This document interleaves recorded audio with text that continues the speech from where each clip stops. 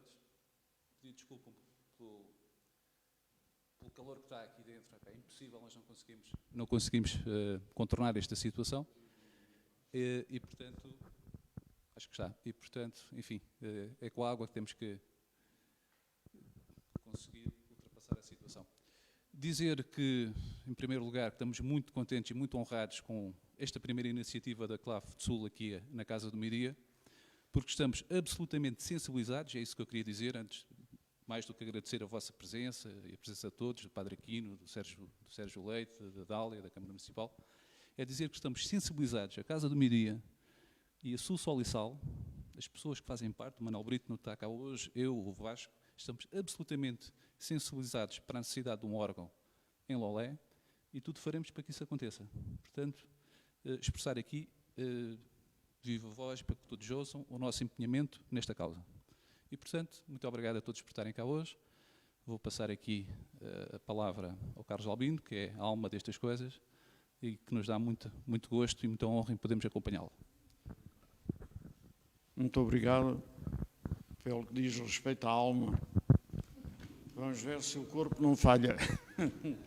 Bem,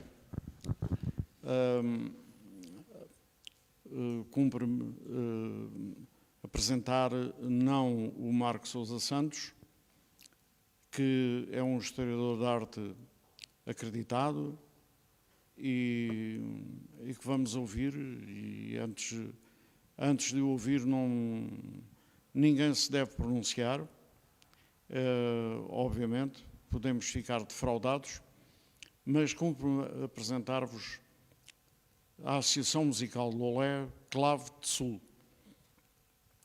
que começou por ser de Sol e por proposta do nosso Presidente da Assembleia Geral, o Sol passou a Sul. E que está legalizada e cujos objetivos são exatamente estes. Clave de Sul, Associação Musical de Lolé, é uma pessoa coletiva de direito privado, independente e sem fins lucrativos, constituída por cidadãos portugueses ou estrangeiros com residência permanente, prolongada ou domicílio profissional em Portugal, convencidos da necessidade da promoção da educação musical e dos valores humanísticos da arte musical e, nesse contexto, decididos a defender de forma especial a música de órgão nas suas vertentes de execução, criatividade e aprendizagem, designadamente pela realização dos seguintes fins. A. Promover o gosto pela música e a sua fruição, em especial a música de órgão, e incentivar a cultura artística dos seus associados através de concertos, conferências e atividades afins. B. Contribuir ativamente para a instalação de órgãos consistentes em espaços adequados, bem como providenciar e acautelar a conservação, uso e manutenção em coordenação com personalidades e entidades com capacidade de intervenção para a concretização desses objetivos ao serviço da música como veículo de inclusão, de comunicação e de divulgação. C. Participar ativamente e intervir em programações e em concursos musicais de referência. D. Intervir ativamente na avaliação e apreciação de projetos de educação musical, contribuindo para a humanização do ensino artístico, especializado da música, designadamente a música de órgão, enquadrando nas características sociais dos nossos dias. Estas são as finalidades da Clave de Sul, Associação Musical de Lolé, para a qual contamos com a presença ativa das entidades relacionadas com os nossos objetivos, designadamente a Igreja Matriz de Lolé. Como sabem, é o nosso melhor monumento nacional. As pessoas têm-se habituado a identificar Lolé com o mercado de Lolé, a que o povo sempre chamou Praça de Lolé, ir à praça.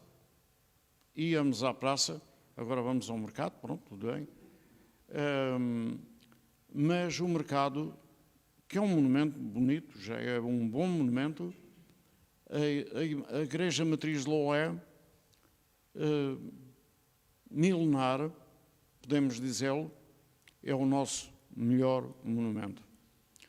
Foi feito um estudo acústico e comprovou-se, pelos métodos tecnológicos avançados, que aquele espaço é um dos melhores ambientes acústicos do Algarve. Um órgão que seja ali colocado respira por todos os poros, mesmo que a pessoa que vos esteja a falar perca a alma. E o importante de um órgão é isso, é respirar por todos os poros. Portanto, é o sítio adequado. E temos o concurso, podemos dizer, ombro no andor, da parte da Igreja, na pessoa do Sr. Padre Aquino, ou Cônego Aquino, desculpe, que é o pároco de São Clemente, de Raiz. Temos o concurso e a colaboração ativa do Conservatório de Música de Lolé, o único a sul do Tejo, de Raiz, inserido no ensino oficial.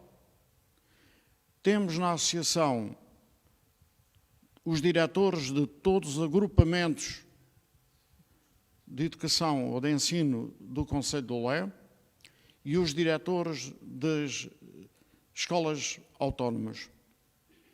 Escola Profissional de Arte, Colégio de Vila Moura, por aí diante. Não vou enumerar tudo isso. Portanto, temos o Concelho do nosso lado. Comparando o que deve ser comparado, não se tem investido na cultura aquilo que devia-se ter investido nos últimos anos, em Lolé, concretamente. Basta comparar. Na área do desporto, se juntarem os investimentos feitos nos pavilhões ginásticos, feitos na cidade de Lolé, em Quarteira, em Salir, em Bolicama, etc., que são milhões e milhões de euros. Se somarmos já o dinheiro gasto já na requalificação desses equipamentos. Só o último, no do Bolicama, foi gasto 1.200.000 euros. E no do Lolé, muito mais. Bem, o que foi investido só na área do desporto dava para colocar um órgão em todos os concelhos a sul do Tejo. O nosso órgão, no mínimo, irá custar 250.000 euros. O que significa não despesa, mas investimento, porque o órgão que for comprado é para ficar e para educar gerações durante os próximos 3 séculos. Não é uma coisa para 15 dias. No máximo, esse órgão, e que ficará no melhor órgão do sul do país, serão necessários 450.000 euros. Eu estou a expor com toda a sinceridade quanto custa, não há nenhuma estratégia de ocultação, antes pelo contrário, não deve haver, porque todos nós devemos participar e antecipar as críticas que pode haver relativamente a estas importâncias. Mas eu só queria comparar aquilo que foi feito na área do desporto e aquilo que preconizamos para a área da cultura a sério. 250 mil euros. Relativamente ao desporto, creio que não houve em Lolé nenhuma voz que se erguesse contra os investimentos públicos na área do desporto. Ninguém se opôs aos pavilhões, às requalificações dos pavilhões, às homenagens de quem os fez, nada, antes pelo contrário, uma voz democrática e uma voz de esquerda, sobretudo, defende esse investimento, porque é um investimento feito para a educação da nossa juventude. O investimento na cultura, convém, é mínimo e para séculos deve ser defensável. Penso eu, pensamos nós, com a representação que a Clave do Sul dentro de si sugere. Além disso, a Igreja Matriz, o órgão não é para a Igreja Matriz, o órgão é para o serviço da terra, tal como a Igreja Matriz está. Lolé sempre teve uma grande tradição de convivência entre as diversas sensibilidades perante os valores que não controlamos. Só depois de mortos é que nós podemos controlar esses valores. Só depois de a gente morrer é que pode ter a experiência do paraíso. Antes disso, não. Podemos ter uma pálida ideia do que será o inferno. E neste momento já temos. Depois de mortos, deixamos os considerandos para depois. Oxalá que não seja tão breve, para sobrevivermos. Portanto, Lolé sempre teve uma grande convivência entre as religiões judaica, muçulmana, católica, como a Igreja Matriz contesta, comprova.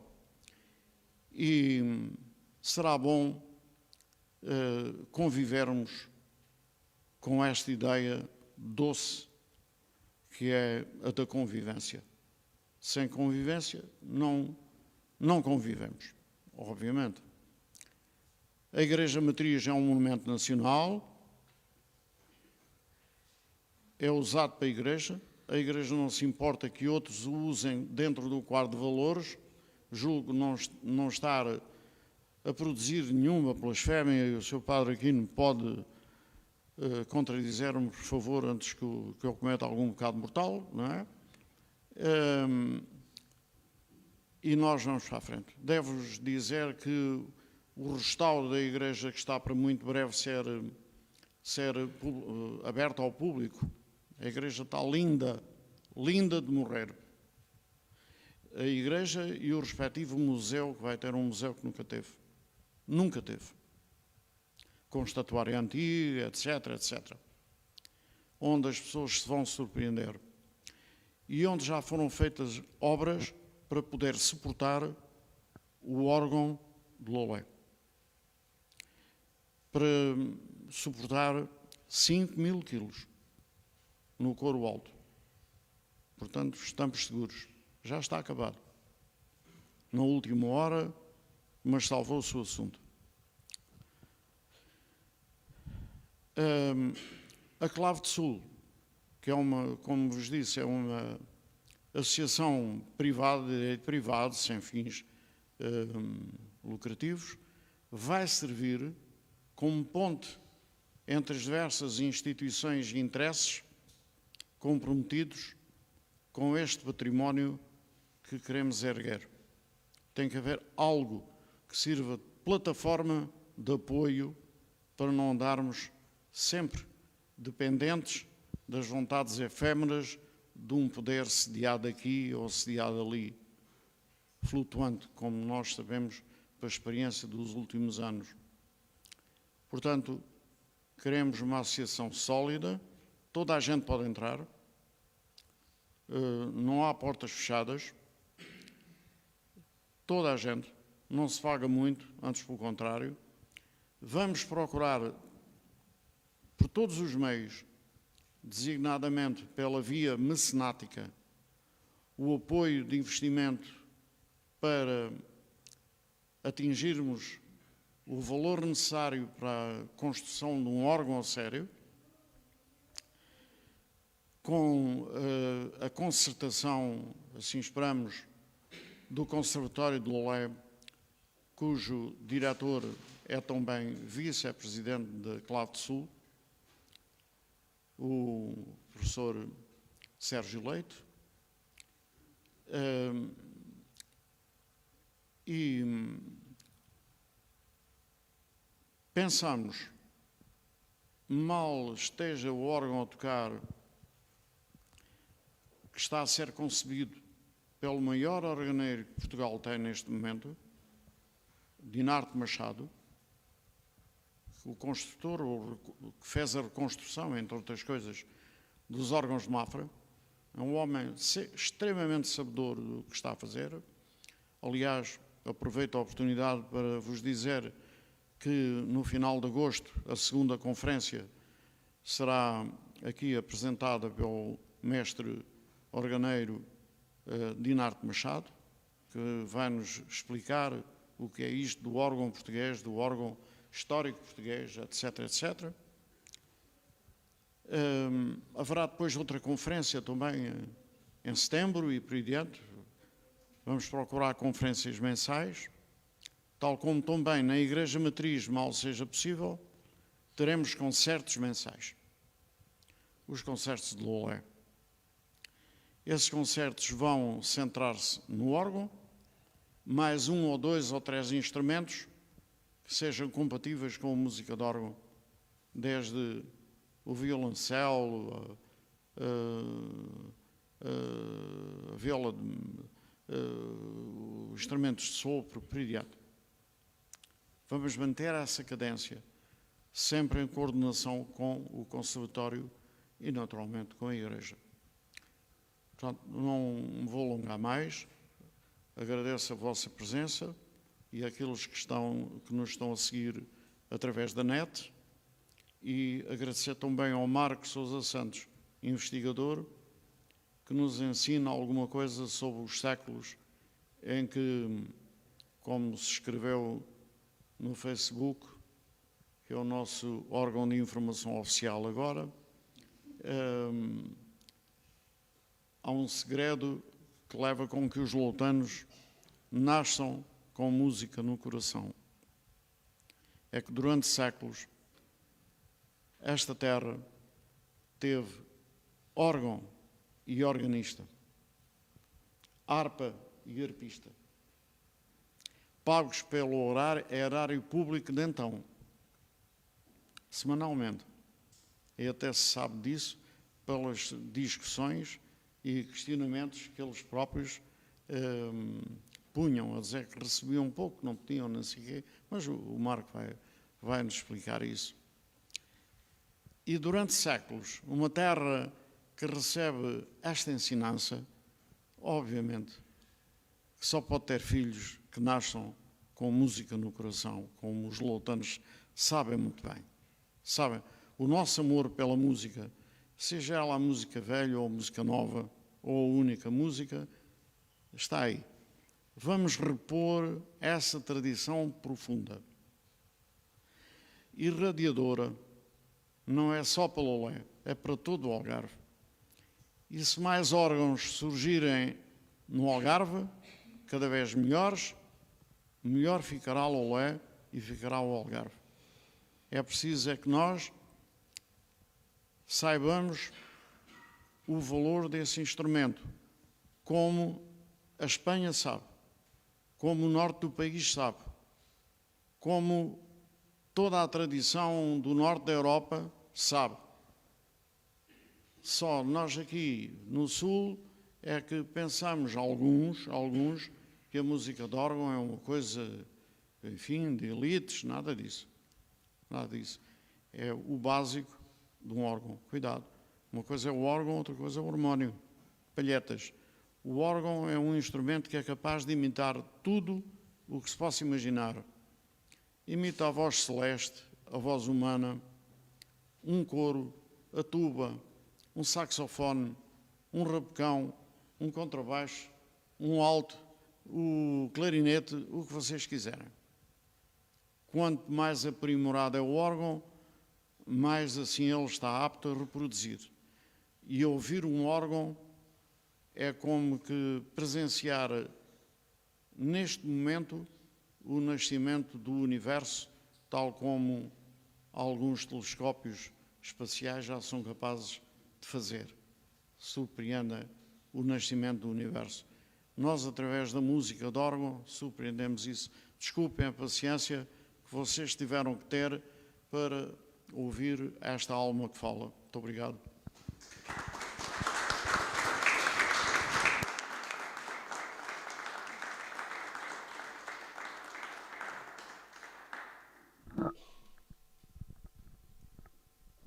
Bom, não sei se me estão a ouvir, acho que sim. Antes de mais, boa tarde a todos, principalmente àqueles que não tive ainda a oportunidade de cumprimentar pessoalmente e cumprimentar também todos os que nos ouvem via remota, através da internet. Agradecer ao Dr. Carlos Albino, que é realmente o grande organizador deste evento de hoje, deste evento que, como foi explicado, tem por trás um objetivo maior, que é efetivamente o de trazer um órgão para devolver um órgão à comunidade de Lolé, porque como nós vamos hoje ver, ou como eu vos vou tentar provar através da minha breve, muito sintética comunicação, Lolé, como já foi dito, tem realmente uma forte tradição ligada ao órgão, que se traduziu, nomeadamente, pela existência de um desses instrumentos durante séculos na matriz de São Clemente e também pela manutenção, também ao longo de séculos, de um organista sediado que vivia em Lolé, alguém que vivia em Lolé e, como se disse, era pago pelo erário público, para estar cá, para viver cá e para tocar órgão cotidianamente, diariamente, porque, como nós vamos ver, e ao contrário daquilo que nós às vezes pensamos, a música instrumental, a música fazia parte do cotidiano na época moderna, e quando falo da época moderna, falo da época que eu enquanto historiador, conheço melhor, que são os séculos XVI, XVII e XVIII. Ao longo de todo esse período, a música fazia parte do cotidiano da população. E falo de música de âmbito mais popular. Lembro-me, por exemplo, de instrumentos que são referidos na documentação da época. Por exemplo, nos testamentos. Nós temos inúmeros testamentos em que o testador lega entre os seus bens uma viola, uma flauta, um pífaro. Depois temos a outra música, outro tipo de música mais erudita, ou que nós chamaríamos hoje mais erudita, que é, por exemplo, e dessa também temos notícia abundante nas fontes documentais, que é, por exemplo, o órgão e a harpa. Curiosamente, eu não sei, eu não sou musicólogo, sou historiador, não sei se há alguma ligação mais profunda entre o órgão e a harpa, mas a verdade é que o que nós encontramos na documentação é esta ligação quase umbilical entre o indivíduo que tocava órgão e que tocava simultaneamente harpa. O arpista era frequentemente o organista e vice-versa, o organista era o arpista. Não sei se, do ponto de vista técnico, há alguma ligação especial entre esses dois instrumentos, mas realmente a documentação da época mostra-nos que na prática essa ligação existia. Como já foi dito, o que eu vos vou trazer aqui, e é o meu modesto contributo para este projeto maior, é realmente mostrar-vos, dar-vos a conhecer aquilo que a documentação da época nos diz sobre a existência deste instrumento em Lolé e dos organistas, quem eram. E isto não é tão linear como à partida pode parecer, porque até agora, pura e simplesmente, não se sabia que tinha existido um órgão, que tinham existido organistas em Lolé. De resto, nós temos muito poucos estudos sobre esta matéria em relação ao Algarve. Temos um estudo absolutamente pioneiro do José António Pinheiro e Rosa, de 1987, dedicado aos órgãos, organeiros e organistas ativos no Algarve entre o século XVII e XX, mas que se centra sobretudo na realidade farense, porque o Pinheiro e Rosa, o professor Pinheiro e Rosa, tinha acesso privilegiado ao arquivo do Paço e ao arquivo do Cabido, e foi com esse material que ele trabalhou, e trabalhou muito bem, e aprofundou efetivamente essa realidade em relação à capital do Bispado, à sede do Bispado, a Faro. Em relação a Lolé, tínhamos muito poucas ou quase nenhumas referências. Mas, para não me alongar demasiado, porque também não vos quero aborrecer com estas contextualizações, e ainda tenho aqui uma pequena contextualização a fazer, Era suposto termos passado, não sei, não. Temos aqui uma pequena dificuldade técnica, não conseguimos passar. Tu não decoraste isso? Eu decorei, mas agora mostrar os desenhos é que vai ser difícil. Tenta lá. Tirar e voltar. Eu aproveito para pedir autorização para ocupar ali uma mesa, porque a luz está... Com certeza, claro. Vamos lá ver. Já sei, está provado que o Marco não tem complexo de inferioridade. Não. Não. Ora, apenas para contextualizar um pouco aquilo que eu vos dizia e aquela presença constante da música, dos instrumentos, dos músicos, naquilo que é a sociedade da época moderna, nomeadamente na sociedade loltana da época moderna, nós temos este exemplo, que são os painéis, isto aqui já é mais a minha praia, porque eu sou historiador de arte, que são os painéis azulejados da Capela Mor da Matriz de Alto, são peças do século XVIII, e em que nós vemos realmente representações, elas não são muito conhecidas, a maior parte de vocês se calhar nunca tinha, mesmo as pessoas que são de alto se calhar nunca se aperceberam exatamente do que é que lá está representado, que são exatamente anjos músicos. E nós temos aqui, mais uma vez, eu vou meter a foice em seara alheia, e então peço que me corrijam se eu estiver enganado. Nós temos além anjos que tocam violino, viola, harpa, a famosa harpa, que nós vamos depois encontrar na documentação aqui em Lolé, flauta, ou pífaro, ou algo que lhe valha.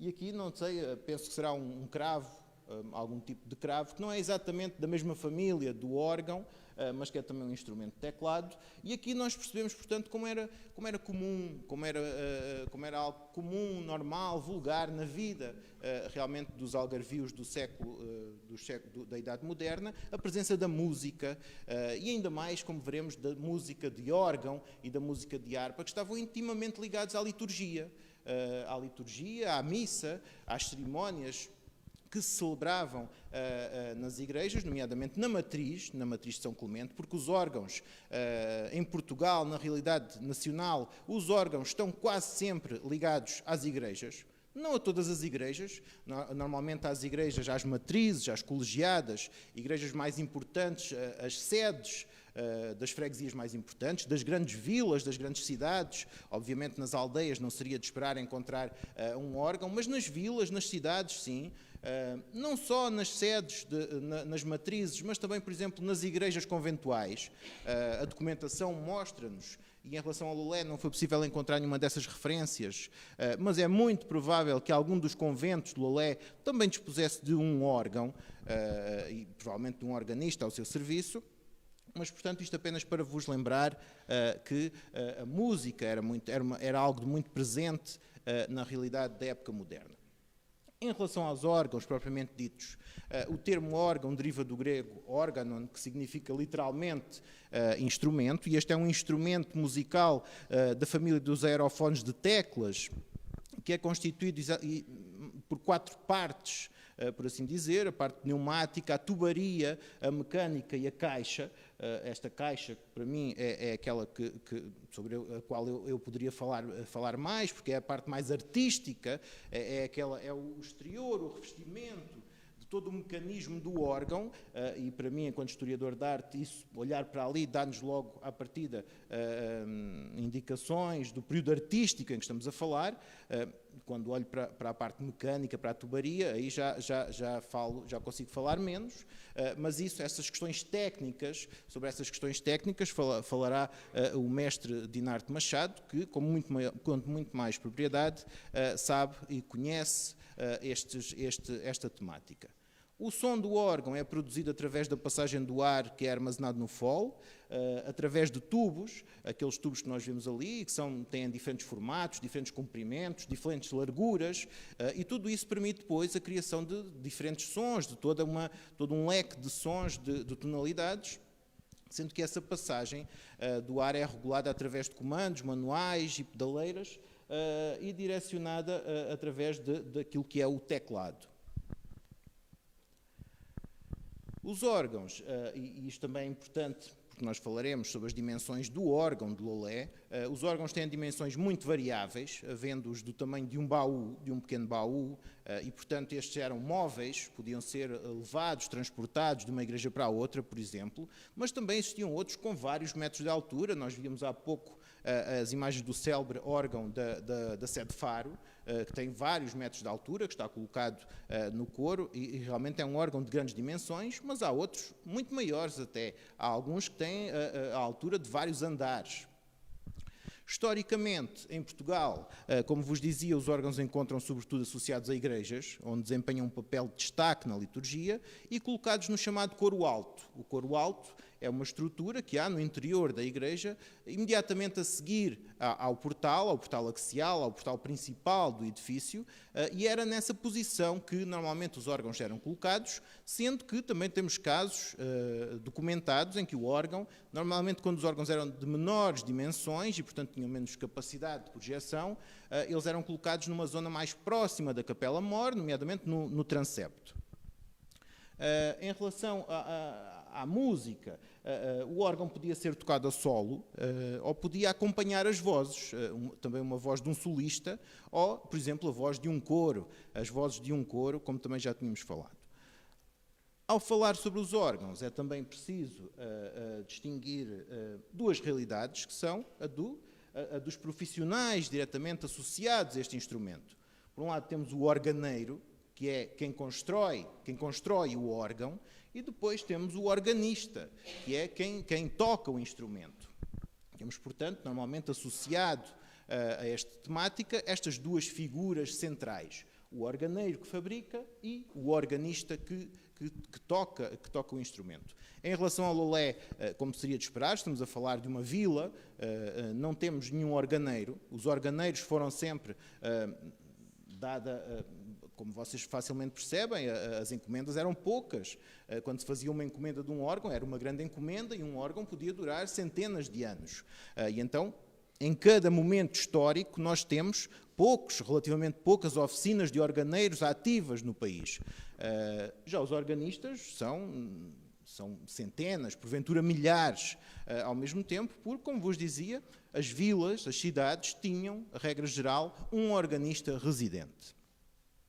Feita esta breve contextualização, precisamente para percebermos um pouco melhor aquilo que vamos falar a seguir, vamos entrar então naquilo que nos traz hoje aqui, que é a questão dos órgãos e dos organistas ativos no concelho de Lolé na época moderna, portanto, do século XVI ao século XVIII.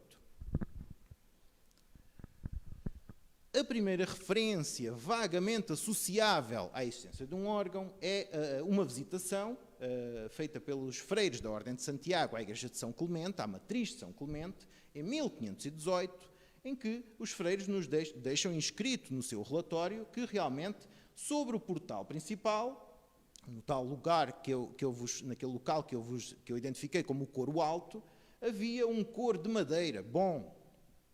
Mas é só isto que eles nos dizem.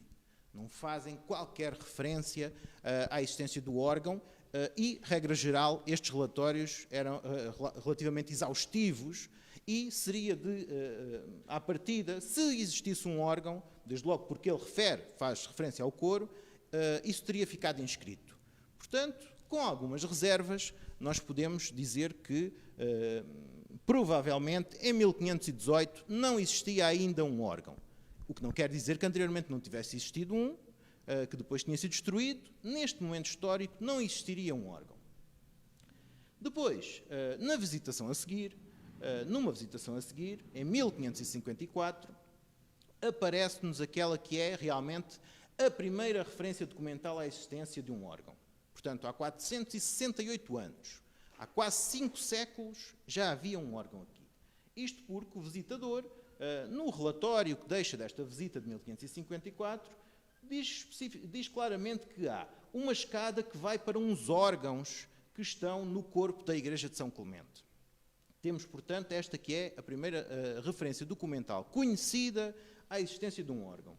Não é claro se realmente ele se refere a um órgão que estava no coro alto ou se temos uma situação em que realmente temos um órgão de menores dimensões que está colocado num coro mais próximo da capela-mor. Ele diz que os órgãos estão no corpo da igreja. Esta não é a terminologia que eles normalmente usam para se referir ao coro alto, o que nos indica que provavelmente não estaria no coro alto. Em todo o caso, já havia um órgão na matriz de São Clemente. Depois, numa visitação posterior, em 1565, cerca de uma década depois, os freiros de Santiago atestam a existência na igreja de São Clemente de um coro bem feito, com frontaria lavrada de madeira, ao qual se acedia através de uma escada de pedraria.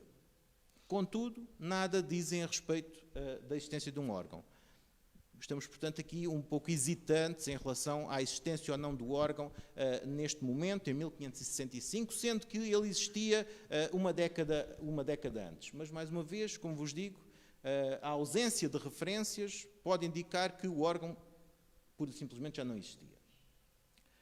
E é esta a realidade que nós temos nesta segunda metade do século XVI, em que as informações que dispomos são um pouco ambíguas e não nos permitem dizer isso, efetivamente, se temos ou não um órgão. Contudo, num dos livros de assentos paroquiais da paróquia de São Clemente, há uma anotação, porque é mesmo isso, é uma anotação, que foi feita por alguém cuja identidade não se conhece, em data que não foi registada, ou seja, não sabemos quem escreveu, nem quando escreveu. Podemos inferir, por aquilo que é referido, que ela foi-nos deixada depois de 1576, porque faz referência ao prior Domingos Guterres, que chega a Lolé precisamente nesse ano. E o que esta anotação nos diz é: o licenciado Domingos Guterres foi dos mais honrados priores que vieram ao Algarve. Muito bom cantor de canto de órgão e chão. Nosso Senhor lhe dê saúde. Amém. Não sabemos o que é que isto significa. É estranho que alguém, provavelmente um coadjutor do prior, tenha escrito esta mensagem laudatória ao seu patrão, ao fim e ao cabo, que era o seu patrão. Mas sabemos que, portanto, esta inscrição terá de ser posterior a 1576 e, se ele diz que ele era um bom cantor de canto de órgão, ou seja, ele acompanhava o toque do órgão com a sua voz, então teria de existir efetivamente um órgão. É isso que podemos inferir deste testemunho. Apenas para contextualizar, deixei-vos aqui uma assinatura do dito Domingos Guterres, que não seria loutano, provavelmente este licenciado, Domingos Guterres, que depois foi prior da matriz de São Clemente, seria um Domingos Guterres que nos aparece mais ou menos nesta época a estudar cânones em Salamanca e depois em Coimbra, e terá vindo efetivamente para Lolé, o que vai de encontro àquilo que aquele testemunho nos diz, que foi um dos melhores que veio para o Algarve. Depois, já no início do século XVII, e aqui sim já temos dados mais seguros, mais fiáveis, nós temos outro relatório dos visitadores da Ordem de Santiago, em que os freiros nos deixam instruções claras para que se mande fazer um órgão de 6 palmos. Portanto, já vamos ver o que é que isto significará. Fazer um órgão de 6 palmos em alto para ajudar a oficiar os ofícios divinos. Ou seja, pela primeira vez fica inscrita, preto no branco, a necessidade absoluta de que Lolé disponha de um órgão para ajudar a oficiar os ofícios divinos, ou seja, para ajudar na liturgia, porque era uma parte fundamental da liturgia. Ficamos a saber que esse órgão que os freiros da Ordem de Santiago mandam construir tinha 6 palmos. Ora, um palmo são cerca de 22 centímetros. Este órgão que eles mandam construir tinha cerca de 1,32 m. Parece-me pouco, não sei, não sou conhecedor. Coloca-se a hipótese de que estes 6 palmos se refiram à altura do teclado ou apenas à altura da tubaria, não sei. Efetivamente, é isto que o documento nos diz, fala-nos efetivamente em 6 palmos. Interessante é também nós percebermos quem é que ele deixa como responsável pelo cumprimento desta obra, responsável realmente pela encomenda deste órgão. Ele diz-nos que ficam responsáveis por concretizar esta medida no prazo máximo de 6 meses, o juiz de fora, os vereadores, o procurador do concelho e todos os fregueses da matriz de São Clemente. Ou seja, isto é um desígnio muito abrangente que se coloca sobre toda a população loletana. Desde as autoridades ao mais pequeno, ao mais humilde dos fregueses, todos ficam responsáveis pelo cumprimento deste desígnio. O que nós sabemos é apenas que, cerca de um ano depois, o visitador a seguir faz um pequeno averbamento ao lado deste grande relatório, em que escreve apenas "nada se fez". Portanto, é apenas isso que sabemos. Contudo, apesar de nada se ter feito de imediato, isto era o habitual. Normalmente, os relatórios, os freiros chegavam, diziam falta isto, falta aquilo, isto tem de se fazer imediatamente, mas depois acabava por só se fazer ao fim de 3 ou 4 insistências, 3 ou 4 relatórios negativos em que se insistia. Portanto, este tom era relativamente normal. Nada se fez até 1608. Porém, e nós não sabemos exatamente quando, nos anos a seguir, efetivamente, algo se fez e encomendou-se um órgão, provavelmente o órgão com essas características que são aconselhadas em 1607. Nós sabemos isso porque, em 1611, registra-se nos livros da Câmara uma provisão régia, através da qual o rei autoriza a variação loletana a retirar das suas rendas 8.000 réis para pagar à pessoa que tanger os órgãos na igreja matriz da dita vila. Tanger, portanto, tocar. Com a condição de que a mesma assistisse continuamente na dita vila e não se ausentasse dela. Portanto, o que nós temos aqui, nestes primeiros anos do século XVII, são 2 documentos fundamentais para esta história que nós estamos a contar aqui. Por um lado, o documento que manda construir este instrumento, o órgão para Lolé, e depois um documento, uma provisão régia, através da qual se estabelece aquilo que depois a documentação posterior, e este palavreado que aqui está, o que traduz é efetivamente isso, é a criação de um partido. Este era o organista do partido. Como é que eu vos vou explicar isto do partido? O partido era ao fim e ao cabo, um cargo concelhio, com um ordenado concelhio, que normalmente se dava a alguém cuja atuação era essencial para o bom funcionamento da povoação. Normalmente tínhamos o médico do partido, que era alguém a quem se pagava para vir a residir a Lolé e para dar assistência à população loletana. E quem diz a Lolé diz a qualquer vila, a qualquer cidade do país. Tínhamos também muitas vezes o boticário do partido, que era o farmacêutico, ao fim e ao cabo, que também se teria de estabelecer na vila, e temos o organista do partido. Isto, portanto, mostra-nos que a profissão de organista estava ao nível, por exemplo, do médico ou do boticário, na medida em que a sua existência era fundamental ao bom funcionamento da sociedade loletana, da sociedade local, tanto que se retiram anualmente, se autoriza a variação a retirar 8.000 réis, que neste período é uma quantia considerável, se autoriza, e quem abdica destes 8.000 réis, ao fim e ao cabo, é a coroa. Isto era dinheiro que devia ir para a coroa e que a coroa abdica a favor da criação deste partido. Depois,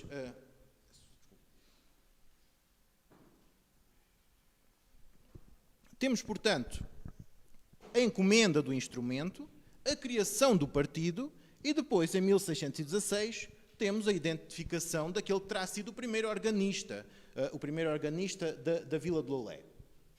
Efetivamente, num documento de 1616, nós temos a referência ao padre Mateus Cabrita, que às vezes nos aparece como Mateus da Ponte Cabrita, que é oficialmente nomeado pela variação para tanger o órgão desta vila na Igreja Matriz, com um ordenado de 8.000 réis anuais. Portanto, temos o tal partido, o partido que se tinha criado. Quem vai usufruir desse partido, em primeiro lugar, terá sido então o padre Mateus Cabrita. Mateus Cabrita, que seria um loletano, provavelmente será um Mateus, filho de um Ponte e de uma Cabrita, nascido em 1593, portanto ele era relativamente novo, mas já era padre. Portanto, temos este Mateus Cabrita, que terá sido o primeiro organista que realmente, como vos dizia há pouco, nós não sabemos o que é que acontece exatamente para trás do século XVI, mas naquilo que conseguimos documentar, o padre Mateus Cabrita é o primeiro organista de Lolé. Em 1620, 4 anos depois, nós temos uma ata camarária que nos dá conta de como se aceitou o padre Luís de Andrade de Aragão, também um loltano, para tanger o órgão na Igreja Matriz desta vila, auferindo a verba de 8.000 réis do respectivo partido. Cá está a referência ao tal partido que se tinha criado em 1611 para, efetivamente, manter um organista sediado a viver em Lolé. Aqui nós já vemos uma recorrência interessante, que é de os organistas serem ambos padres. Nós temos, portanto, o clero secular, ligado à Igreja, ao funcionamento da paróquia, é este clero que assume, efetivamente, porventura por formação, por uma questão de formação, teriam acesso a formação musical, são eles que assumem, efetivamente, o partido de organista da vila. Em 1638, temos a primeira referência a um organista loltano a viver em Lolé, que não é membro do clero secular, não é um padre, mas também não lhe correu bem. Falo-vos do Álvaro Pinto, que é efetivamente referido como organista, natural e morador na vila de Lolé, que em 1638 é preso pelo Tribunal do Santo Ofício sob a acusação de judaísmo. Ele é preso nos primeiros meses de 1638 e morre ainda nesse ano nos cárceres da Inquisição.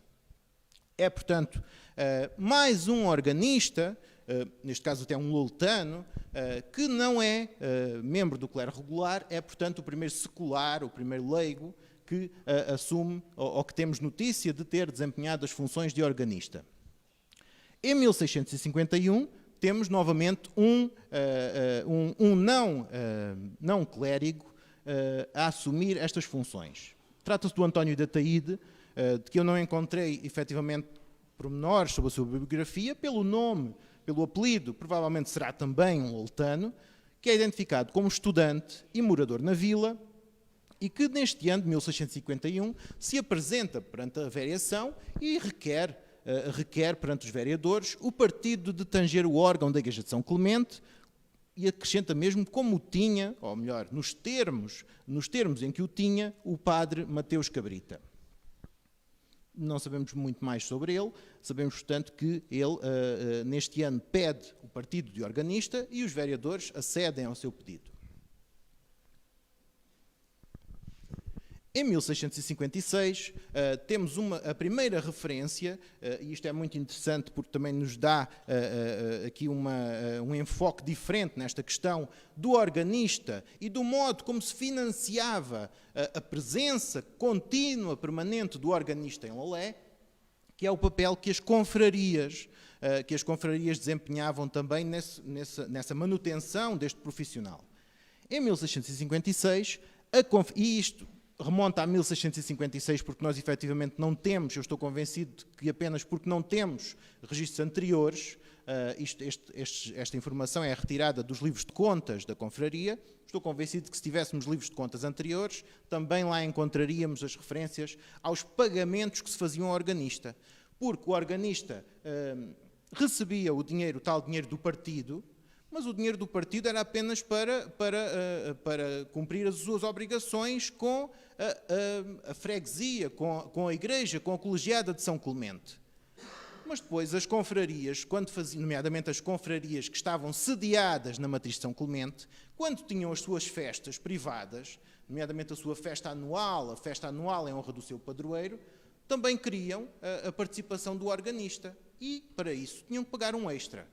E esse extra era a chamada propina, e nós temos, efetivamente, nos livros de contas das confrarias, temos muitas referências aos pagamentos, reiteradas referências, anualmente havia pagamentos ao organista.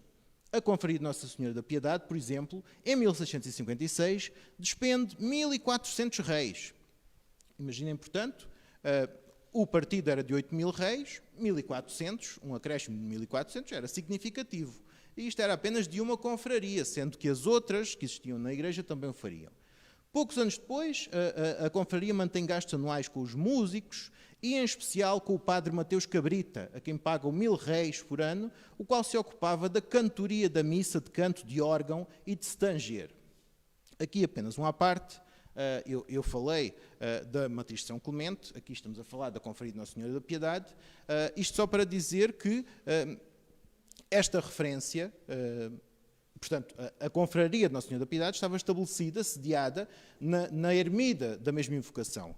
Mas, tal como acontece hoje, em que todos os anos a imagem desce e permanece na vila durante 15 dias, faz uma vigília na vila, desce da sua ermida até à vila, isso também acontecia no século XVII, só que não acontecia ainda para a ermida de São Sebastião, que depois vai ser a igreja de São Francisco, mas era para a matriz de São Clemente, era na matriz de São... Aliás, até há relativamente pouco tempo, penso eu, há algumas décadas, talvez até ao final do XIX ou ao início do XX, a imagem de Nossa Senhora da Piedade descia à vila, mas ficava, sim, na matriz de São Clemente. E era nesse âmbito, nesse tempo, nesse período em que a imagem permanecia na igreja de São Clemente, que o organista prestava os seus serviços, e era por esses serviços que ele era pago. E são esses registros desse pagamento que ficam nos livros de contas da confraria.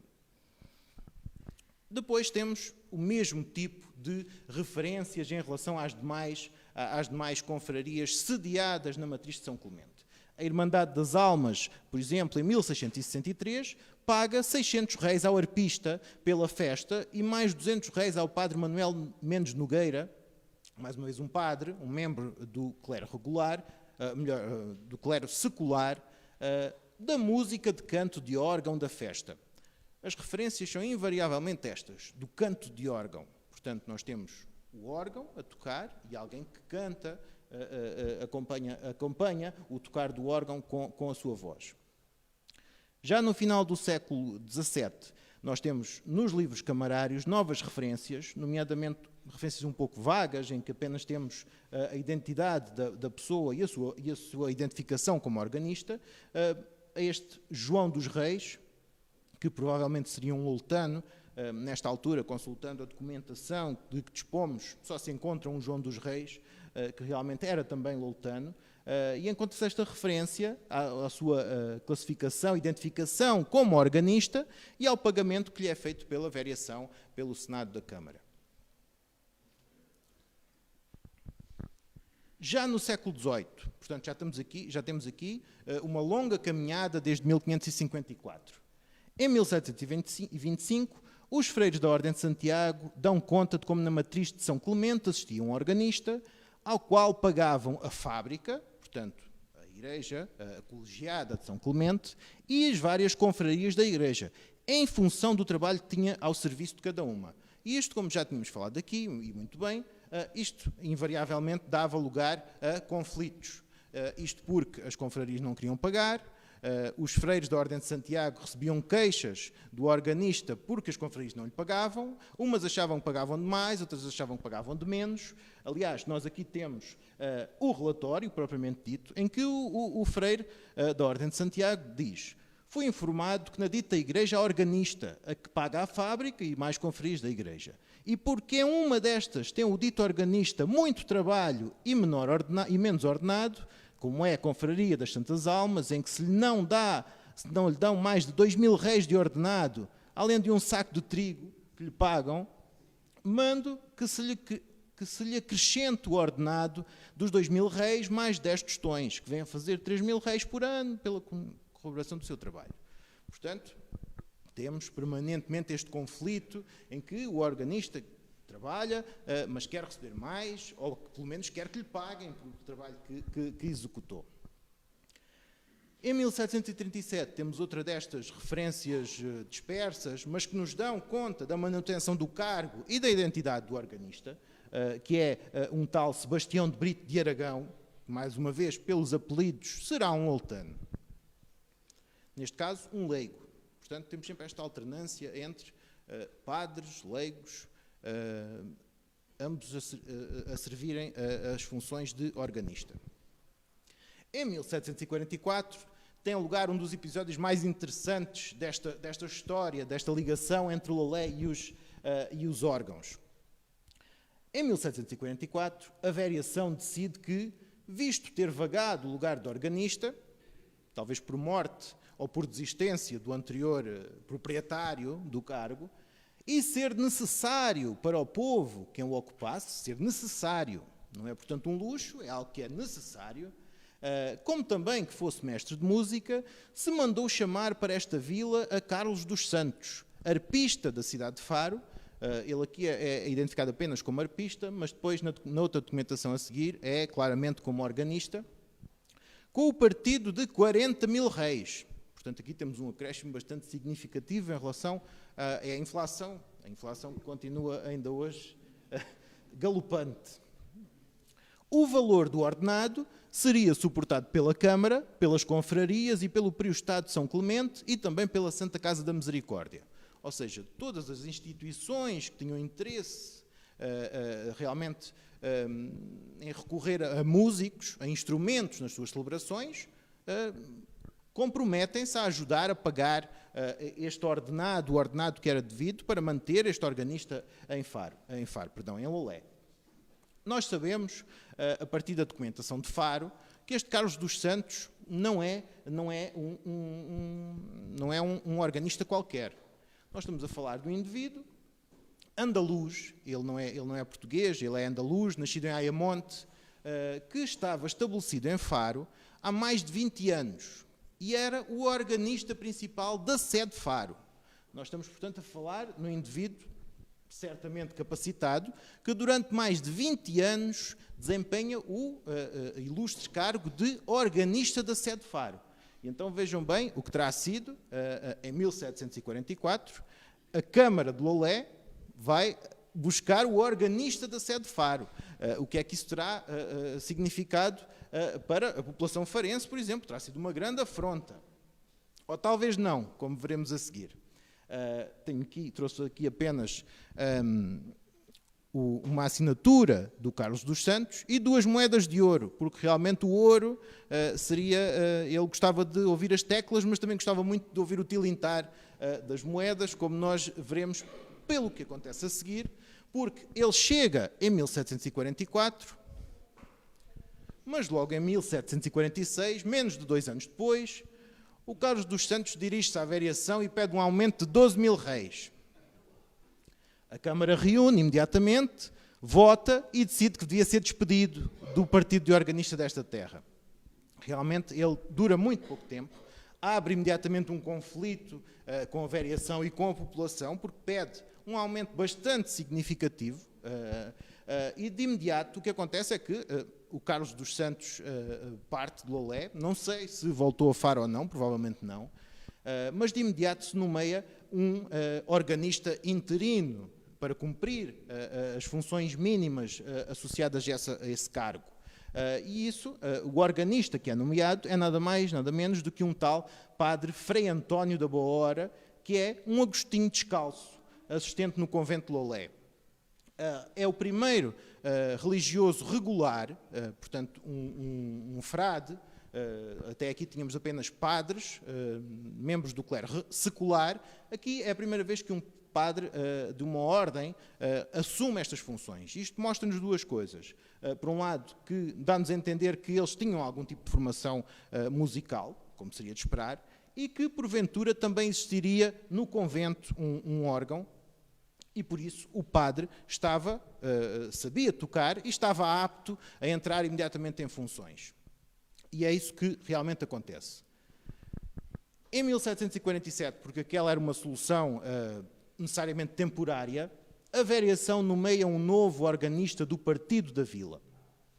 E, neste caso, falamos do padre Hilário José de Aragão, um religioso secular, que, mais uma vez, pelos apelidos, será também um indivíduo oriundo de Lolé ou de uma família loletana, nomeadamente dos Aragões. Em 1761, nós continuamos a ter indícios, e aqui nós temos uma reprodução da ata da Câmara, em que nós vemos, o texto foi cortado, mas eu deixei-vos apenas aqui este averbamento, em que normalmente se colocava ao lado o assunto de que tratava a ata, e onde nós podemos ver claramente nomeação do organista.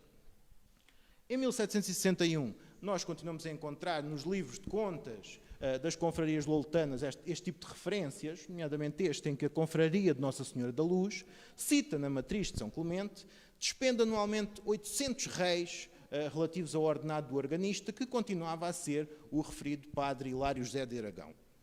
Nós percebemos, portanto, que eles, para além do partido, não sabemos exatamente qual era o valor do partido neste momento, talvez fossem os 40 mil réis pelos quais tinham ido buscar o Carlos dos Santos, mas essa verba depois era acrescentada com estas propinas que as confrarias lhes entregavam.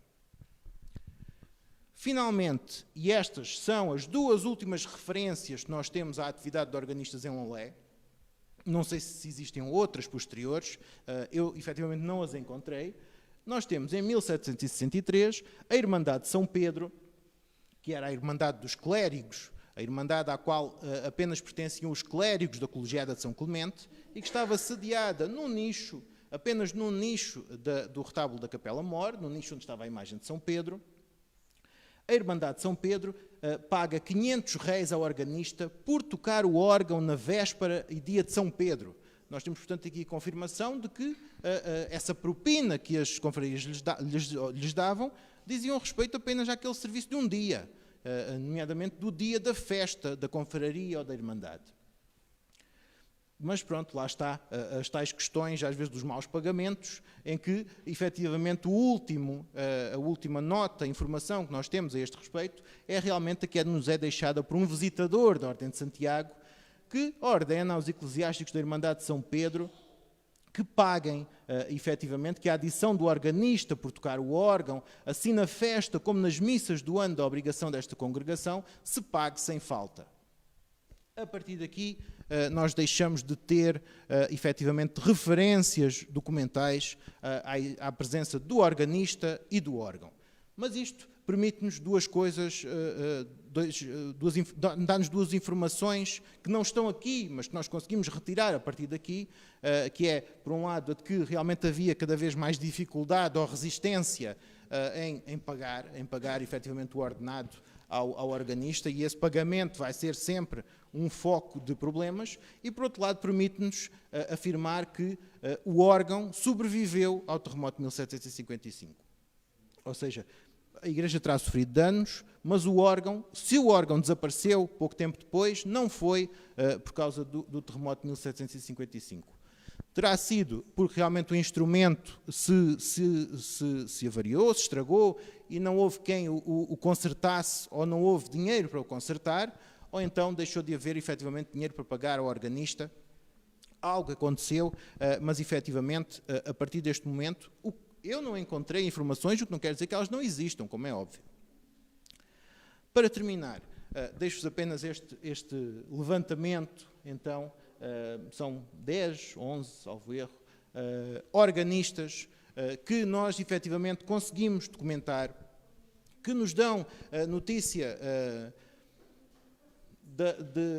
de alguns dados biográficos sobre estas pessoas, estes homens que realmente desempenham as funções de organista.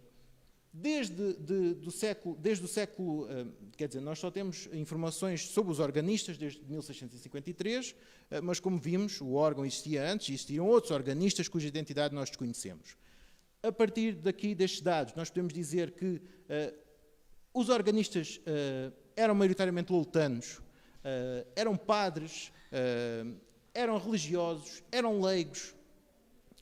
Há organistas que são captados, que vêm de fora, como por exemplo o Carlos dos Santos, que se vai buscar à sede de Faro, mas portanto o que nós temos aqui é realmente um leque bastante abrangente de indivíduos que nos provam que existia um órgão em Lolé, existiu um partido do organista em Lolé, e efetivamente o órgão, a música do órgão, a presença deste instrumento e da música por ele produzida, do papel que ele desempenhava no cotidiano dos loutanos, era importantíssimo, e esperemos que venha a ser também no futuro. Muito obrigado.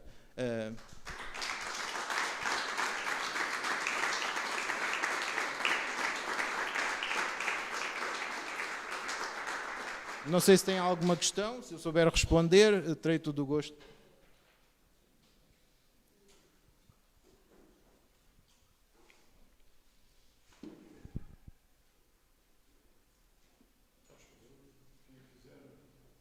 Perguntar alguma coisa?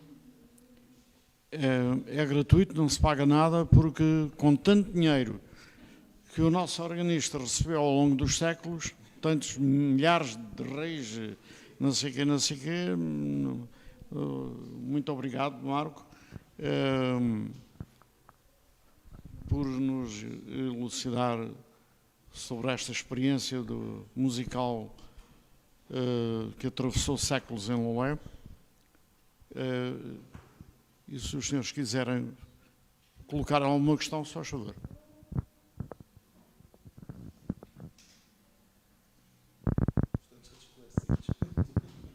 Estão todos esclarecidos sobre a capacidade reivindicativa dos organistas. Só pedir ao Marco, se faz favor, se era... Não, para ficar com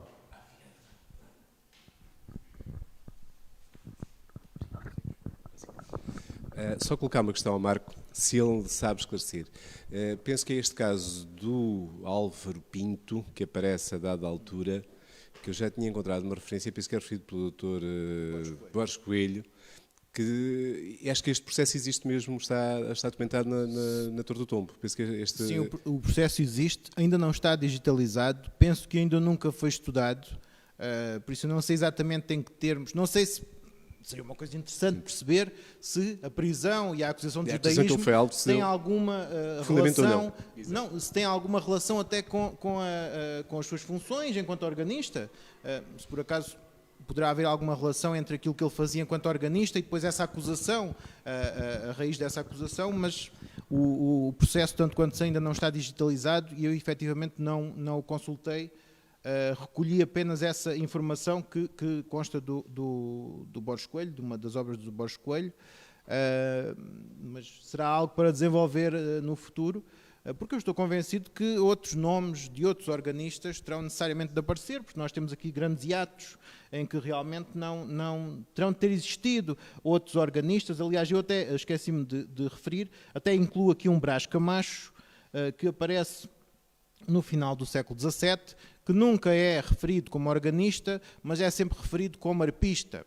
E como vos disse, parece que há uma certa coincidência entre os arpistas e os organistas, portanto é provável que o Brás Camacho, que é muitas vezes referido como arpista, fosse também o organista nesse período de atividade. Mas, efetivamente, não sei mais sobre o Álvaro Pinto. Eu descobri o casamento dele, ele é loutano, casa também com uma loutana em Lolé, poucos anos antes de ser preso, e realmente ele é preso e morre poucos meses depois nos cárceres. Não sei muito mais sobre a vida dele. Pronto, fica contratado por 12 mil reis para investigar essa matéria.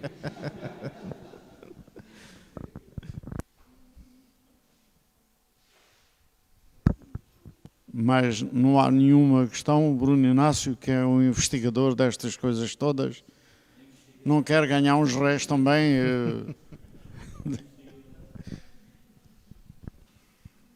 Sim, senhor. Muito obrigado pela vossa presença. Antes já agradeci, vou voltar a agradecer ao Marco esta investigação que ele fez, que foi uma boa abertura da Clave de Sul, visando a implantação de um órgão consistente na matriz de Lolé. Muito obrigado pela vossa presença e espero que os que aqui estão e aqueles que hão de vir também estar aqui presentes na próxima conferência do Dinarte Machado, organeiro. Por acaso temos um jovem organeiro nascido no concelho de Lolé, que trabalha neste momento na Alemanha, que se licenciou na Alemanha e é organeiro, construtor de órgão. ocorre-me dizer o nome dele, Ruben Bárbara, que é também membro da Clave de Sul, e espero que Vossas Excelências, se quiserem ter um órgão em casa, encomendem um órgão ao organeiro de Bliqueime, não é? Exatamente. Muito obrigado pela vossa presença e até breve, assim espero. Muito obrigado.